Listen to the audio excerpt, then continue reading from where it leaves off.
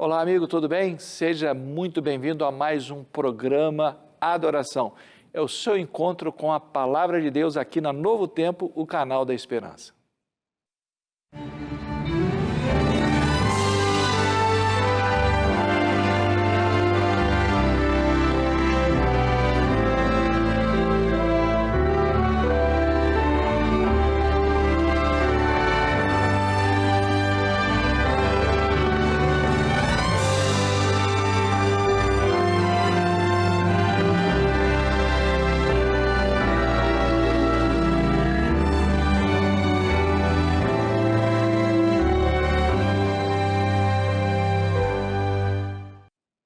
Olha, que alegria estarmos juntos mais uma vez para estudarmos a Palavra de Deus. E é sempre uma alegria, sempre um prazer estudarmos a Palavra de Deus. Daqui a pouco nós vamos ali abrir as Sagradas Escrituras e hoje nós vamos ler vários textos. Antes, porém, eu quero apresentar a você este novo guia de estudo, a Revista Esperança, né? Eu quero mostrar aqui para você. Eu tive o privilégio de ser o autor desta Revista Esperança. Eu creio, contendo doutrinas da Palavra de Deus, exatamente doutrinas bíblicas, vários assuntos a respeito da criação, a respeito de Deus, salvação em Jesus Cristo, a respeito da lei de Deus, qual é o relacionamento de Cristo com a lei de Deus e também sinais da volta de Jesus Cristo, vários assuntos que você pode conferir. E para você conferir, é lógico, você precisa pedir esse guia de estudo que chega à sua casa, você não paga nem um centavo, é só você entrar em contato conosco aqui, você pode ligar para nós, 0 operadora 12 21 27 31 21, e você diz assim, ó, eu creio, exatamente. Vai receber na sua casa, dependendo de onde você mora aí, entre 20 e 30 dias, e eu tenho certeza que esse guia de estudo vai ajudar você no seu crescimento espiritual, no seu conhecimento também das Sagradas Escrituras. Então liga para nós, 0 operadora 12 21 27 31 21 e peça eu creio. Bom, agora antes de estudarmos a Palavra de Deus, como sempre temos o hábito de fazer, nós vamos fazer uma oração pedindo a Deus que Deus nos abençoe. Querido Deus, muito obrigado pela oportunidade de estudarmos a Tua Palavra. Neste momento, Senhor, nós vamos abrir as Sagradas Escrituras e pedimos a Deus que o Espírito Santo abra o nosso entendimento, dando-nos discernimento espiritual para entendermos as verdades que serão lidas hoje e como também vivermos estas verdades. Nós pedimos e agradecemos em nome de Jesus Cristo, nosso Senhor e Salvador. Amém. Bom, muito bem, então você pega a sua Bíblia aí, como eu falei com você, hoje nós vamos ver aqui vários textos bíblicos. E qual é o assunto de hoje? É o seguinte, um dos assuntos mais intrigantes da sociedade, da humanidade, é o que acontece com a pessoa na hora da morte. E aí, será que existe vida após a morte? Será que a pessoa continua vivendo depois que ela morre? Existem pelo menos 3 pensamentos dominantes com respeito a este assunto. O primeiro pensamento diz o seguinte, quando a pessoa morre, a alma sai do corpo dela e ela vai para o inferno se ela fez o mal ou ela vai para o céu se ela fez o bem, isso na hora da morte. Outro pensamento diz que quando uma pessoa morre, a alma ou espírito sai dela, fica vagando aí no espaço, em algum lugar, e depois vai reencarnar numa criancinha que estiver nascendo ali. Isso é chamado de reencarnação. E existe também aqueles que acreditam que a pessoa, quando morre, ela vai para o pó da terra num estado de inconsciência, não sabe nada, não pensa nada, não lembra nada, não tem memória de nada, fica ali no pó da terra como se estivesse dormindo e essa pessoa só vai acordar na ressurreição quando Jesus Cristo voltar. E aí? Qual é a sua crença? O que você acredita que acontece com a pessoa na hora da morte? E uma outra pergunta mais importante do que qual é a sua crença. A pergunta é o seguinte, o que a Bíblia diz a esse respeito? como a Bíblia considera a morte e o que a Bíblia diz a respeito do que acontece quando uma pessoa morre. Bom, e para isso eu quero recorrer, é lógico, à palavra de Deus, se nós estamos perguntando o que a Bíblia diz a respeito deste assunto, e esse assunto é tão antigo quanto a humanidade. E para isso eu quero convidar você a abrir a sua Bíblia em Gênesis, no capítulo 2, nos versículos 16 e 17. Por favor, abra a sua Bíblia aí, Gênesis capítulo 2, versículos 16 e 17, dizem assim as Sagradas Escrituras. E o Senhor Deus lhe deu esta ordem: de toda árvore do jardim comerás livremente, mas da árvore do conhecimento do bem e do mal não comerás, porque no dia em que dela comeres, certamente morrerás. Observou aqui o que Deus disse com Adão e Eva, com os nossos primeiros pais? Vocês podem comer de todas as árvores que existem no jardim, mas da árvore do conhecimento do bem e do mal, desta árvore vocês não vão comer do seu fruto. E aí Deus disse assim, ó, o dia que vocês comerem, olha a expressão, certamente, para não deixar dúvida nenhuma do que aconteceria ou qual seria o resultado do pecado ou qual o resultado da desobediência. Certamente morrerás. É muito claro esse texto nas Sagradas Escrituras, Deus dizendo que o ser humano vai morrer, que ele iria morrer ao comer do fruto proibido. Isso está no capítulo 2. No entanto, no capítulo 3, nós temos uma história muito conhecida.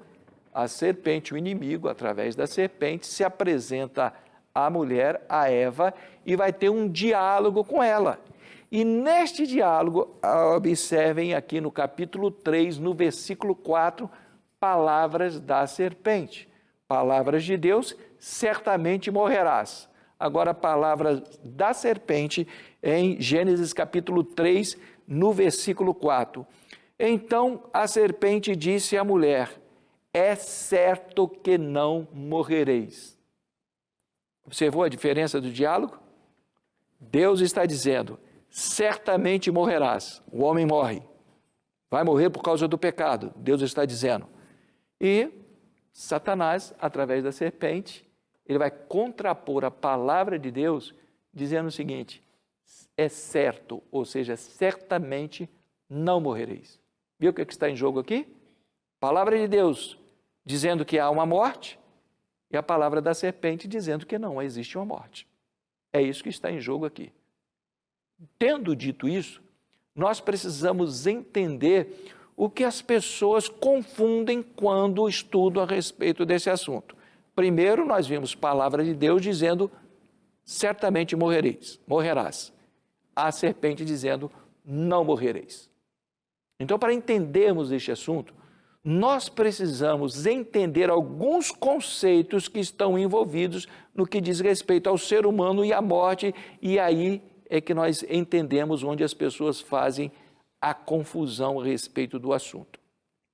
Por isso eu quero convidar você a abrir a sua Bíblia no livro de Eclesiastes. Eclesiastes, no capítulo 12, vamos lá, Eclesiastes, no capítulo 12, no versículo 7. É um texto muito conhecido e um texto também muito usado pelas pessoas que dizem que existe uma alma ou um espírito vivendo depois da morte.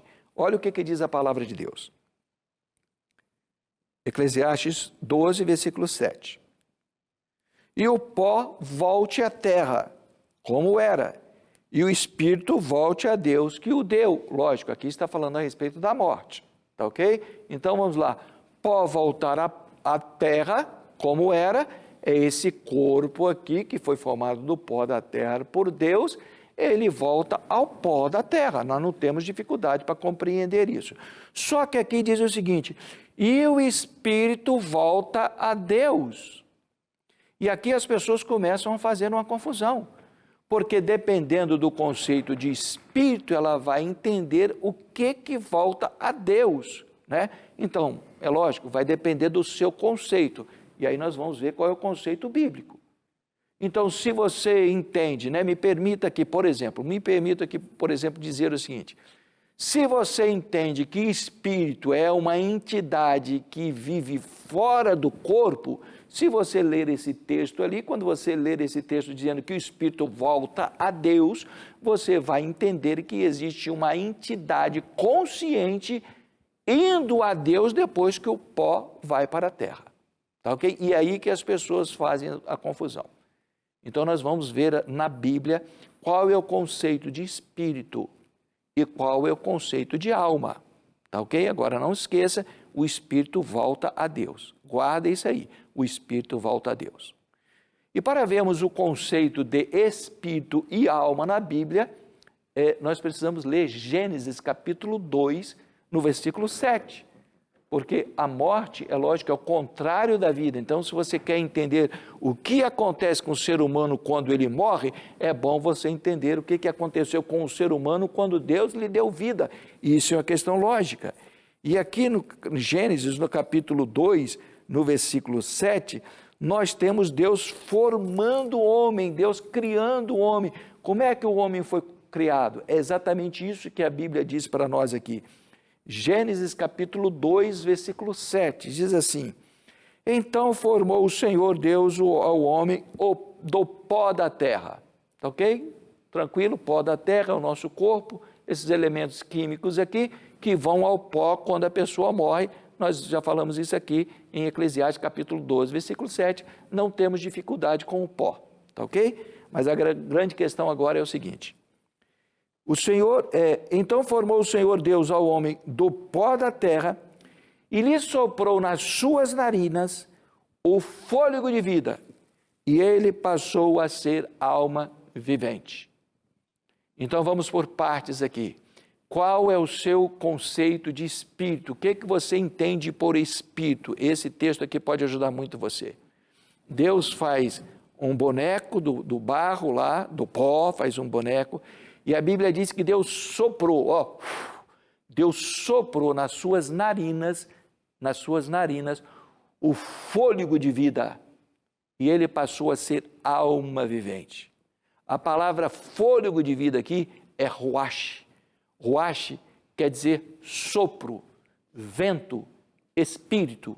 É isso que a Bíblia está dizendo aqui na formação do ser humano, quando Deus criou o ser humano. Soprou nele o ruach, que é vento, sopro, espírito. Então preste atenção, na hora da criação, Deus dá o fôlego de vida, Deus dá o vento no seu nariz, Deus dá um sopro nas suas narinas, na vida, na formação da vida. Por isso que a Bíblia diz assim: e depois o espírito volta a Deus.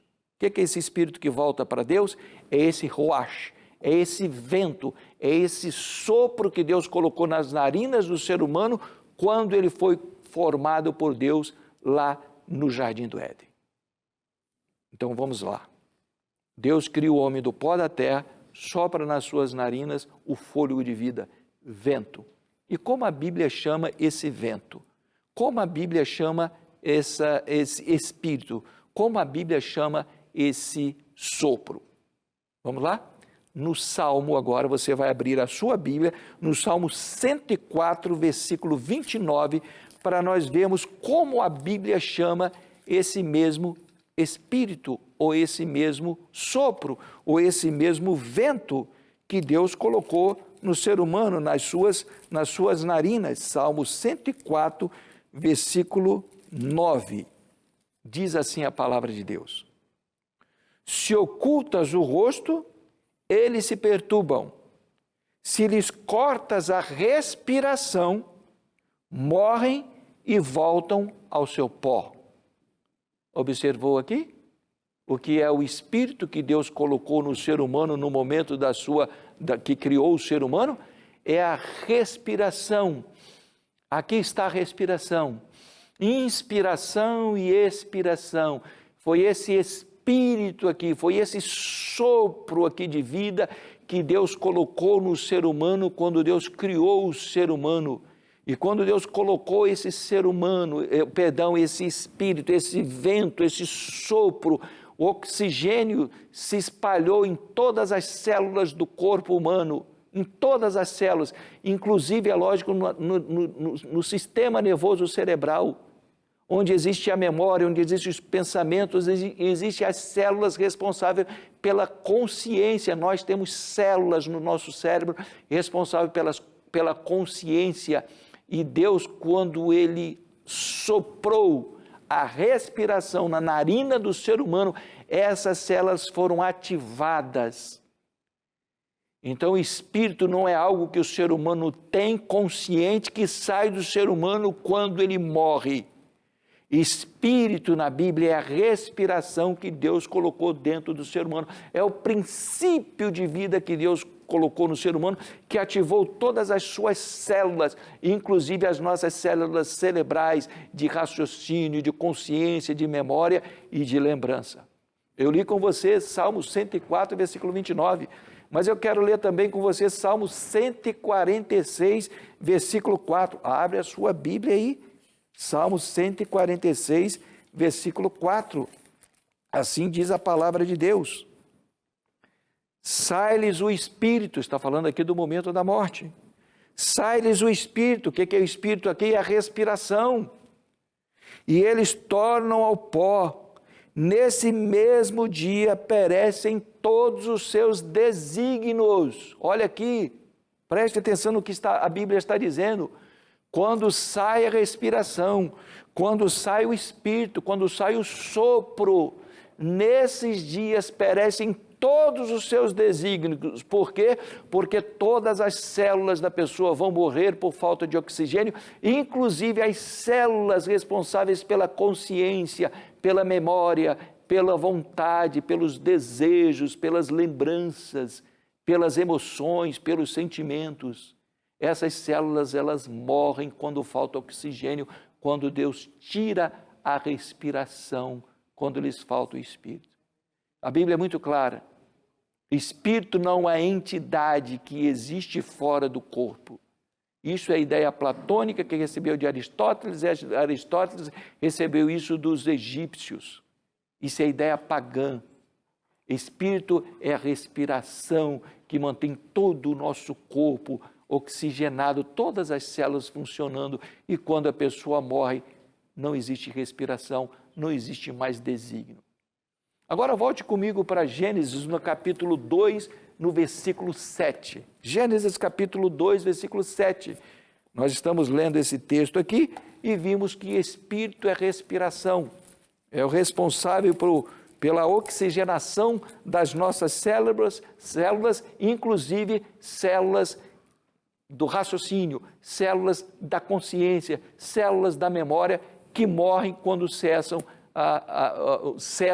o processo da respiração. Agora o texto diz assim: então formou o Senhor Deus ao homem do pó da terra, e lhe soprou nas suas narinas o fôlego de vida, e o homem passou a ser alma vivente.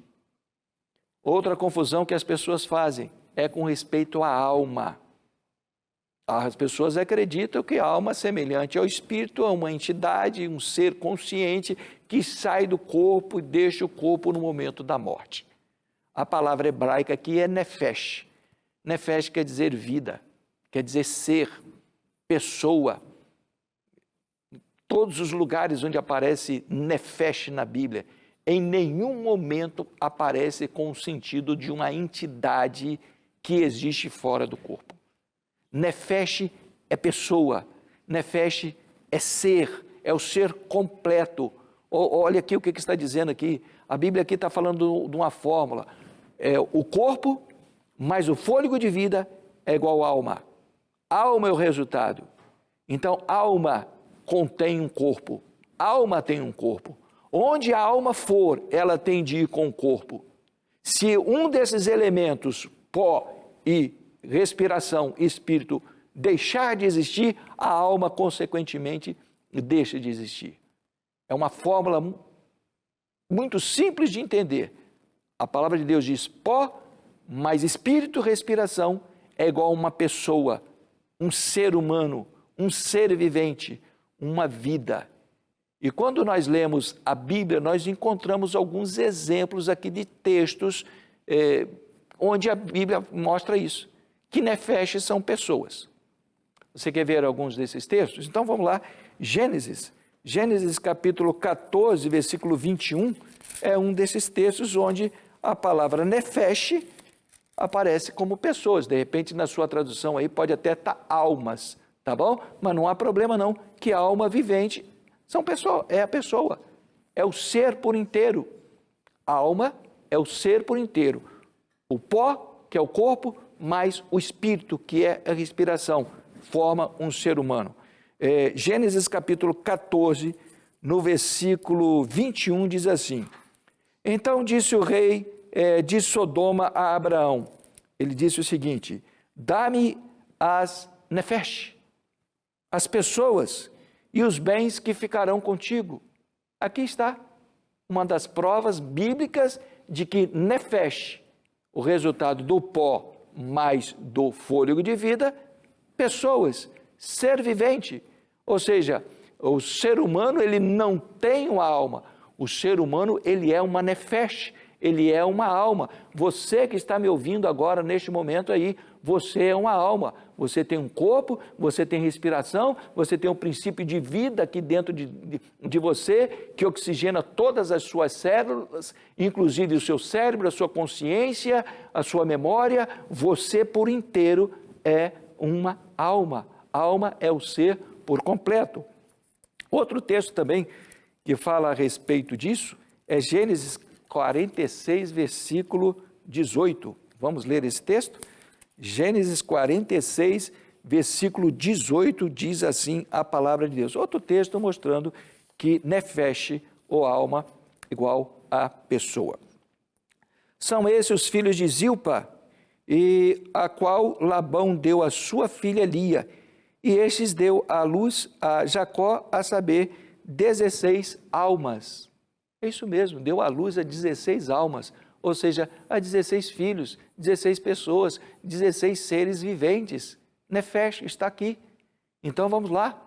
Deus criou o ser humano do pó da terra, soprou nas suas narinas o fôlego de vida, a respiração, que é cortada por Deus quando a pessoa morre, no caso lá de Gênesis 2,7, quando Deus soprou nas suas narinas o fôlego de vida, essa pessoa passou a ser alma vivente, um ser completo. Não existe este conceito na Bíblia de que a pessoa ela continua vivendo ou no céu, ou no inferno, ou no purgatório, ou num estado espiritual aí, esperando uma reencarnação depois da sua morte. Lembrando o primeiro texto que nós lemos aqui, Deus falou, certamente morrerás. A serpente disse, não morrereis. E essa é a grande questão. Você acredita no conceito que você tem e que é multiplicado aí pela mídia, pela sociedade, ou você acredita no que a palavra de Deus diz? Eu prefiro acreditar no que a palavra de Deus diz. Inclusive, a palavra de Deus diz que a pessoa, quando ela morre, ela vai para um estado de completa inconsciência. E eu quero ler esse texto com você.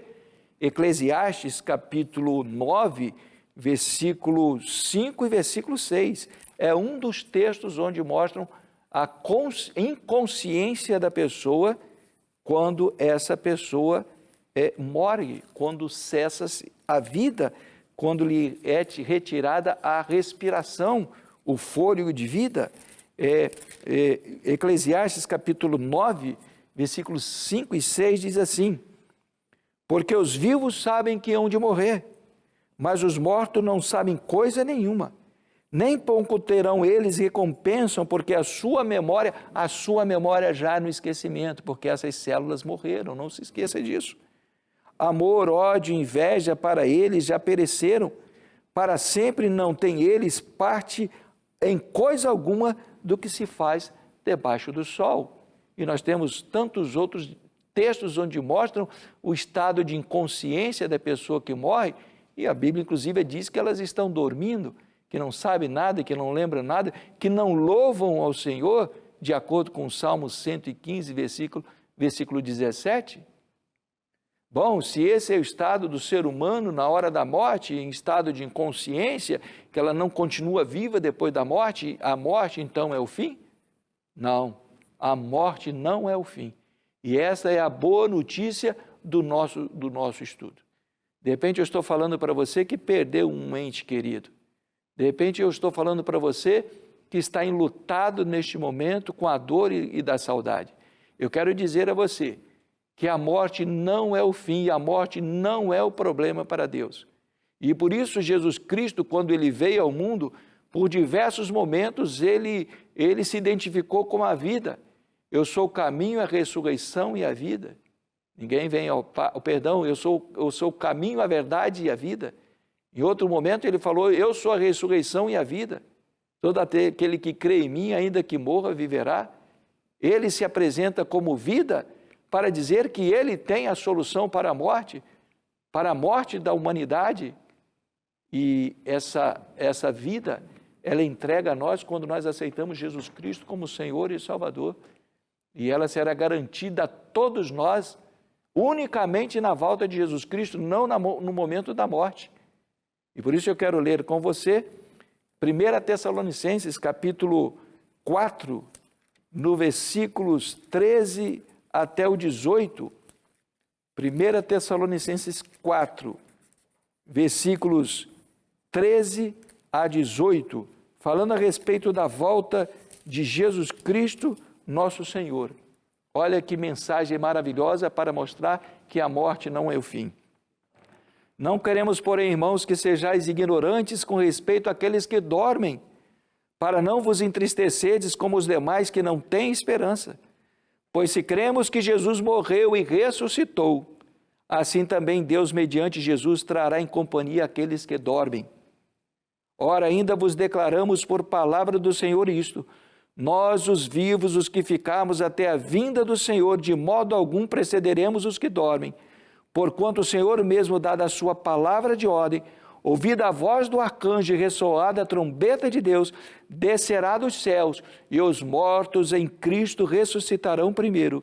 E depois nós, os vivos, os que ficarmos, seremos arrebatados juntamente com eles entre nuvens, para o encontro do Senhor nos ares, e assim estaremos para sempre com o Senhor. É isso mesmo. Jesus Cristo, o doador da vida, muito em breve vai voltar nas nuvens dos céus. E Ele vai ressuscitar os mortos, aqueles que dormiram no Senhor. Eles não estão no céu agora, não estão no inferno. Eles estão no pó da terra, em estado de inconsciência. Mas na volta de Jesus Cristo, Jesus vai ressuscitá-los porque Ele é a ressurreição e a vida. E ao pedir você agora que você aceite essa verdade como sendo a verdade da palavra de Deus, na verdade eu convido você para aceitar mais uma vez Jesus Cristo como Senhor e Salvador, Jesus Cristo como a vida. E se você um dia tiver de passar pela morte, passe tranquilo, enfrente a morte com tranquilidade, sabendo que um dia Jesus Cristo vai voltar e vai ressuscitar você. E para isso eu oro neste momento. Querido Deus que está nos altos céus, muito obrigado, Senhor, por Tua palavra, pela luz das Sagradas Escrituras. Nós pedimos que neste momento o Teu Espírito Santo inunde, Senhor, a nossa mente com a verdade da Tua palavra e que mais uma vez aceitemos Jesus Cristo como Senhor e Salvador e estejamos preparados para o encontro com Ele, para encontrarmos aqueles que serão ressuscitados, para vivermos com Ele eternamente. Em nome de Jesus Cristo, nosso Senhor e Salvador. Amém.